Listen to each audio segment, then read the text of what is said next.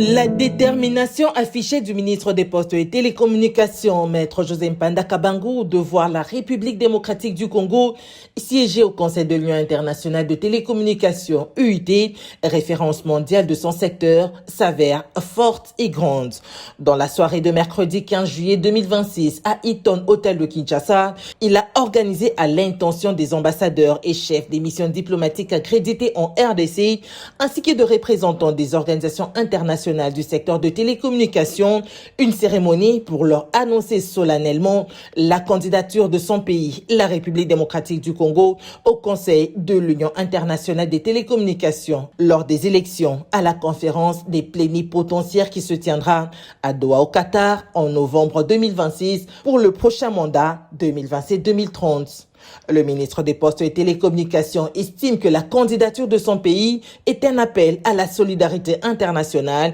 et à la volonté d'ouverture de celui-ci dans les concerts des nations au regard de sa position géostratégique au cœur du continent africain dans l'ère de la transformation numérique.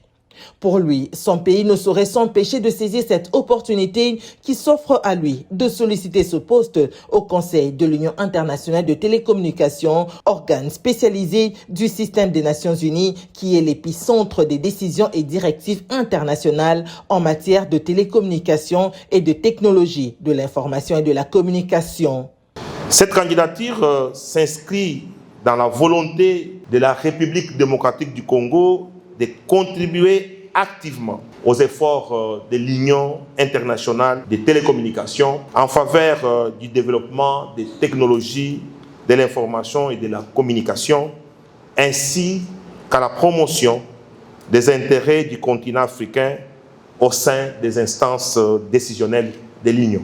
Et de marteler devant diplomates qui devront chacun faire le lobbying auprès de son pays. Sur les quotas des 13 États africains au Conseil de l'Union internationale des télécommunications, la RDC siège conventionnel de l'Union africaine des télécommunications. Entend mettre son expérience et son engagement au service de l'ensemble des États africains en quête de développement des infrastructures de télécommunications. Pour offrir une meilleure connectivité, garantir l'inclusion numérique, renforcer les capacités en ressources humaines et en compétences, mettre son immense potentiel énergétique, indispensable à la fourniture des services de télécommunications et des technologies de l'information et de la communication, il serait donc cohérent que les pays qui abritent les sièges de l'Union africaine des télécommunications participent à la prise des décisions au sein de l'organisation suprême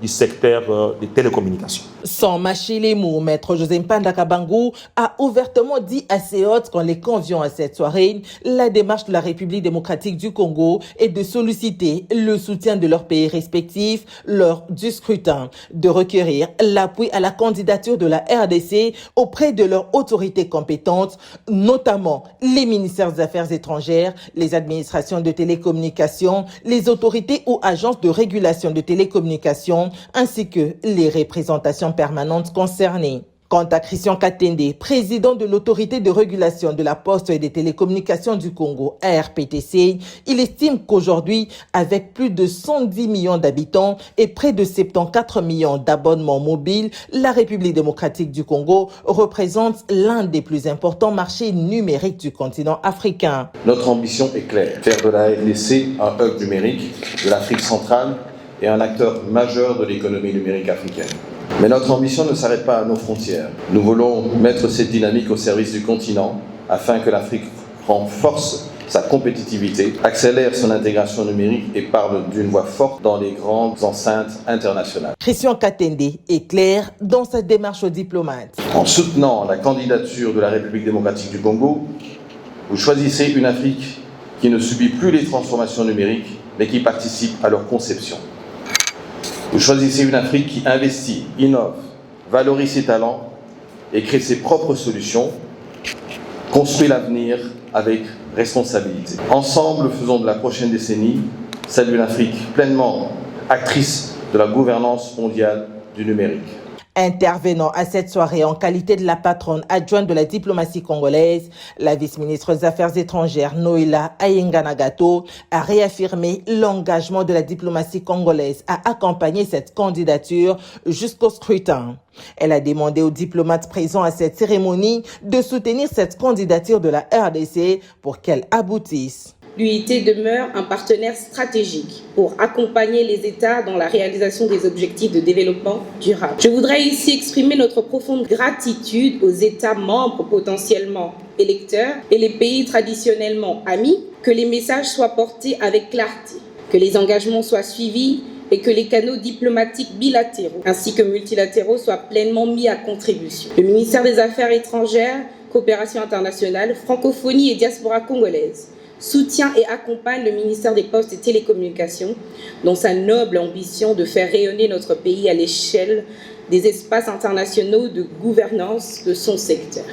Rappelons que la formalisation de cette candidature de la RDC se fera en novembre 2026 à Doha, au Qatar.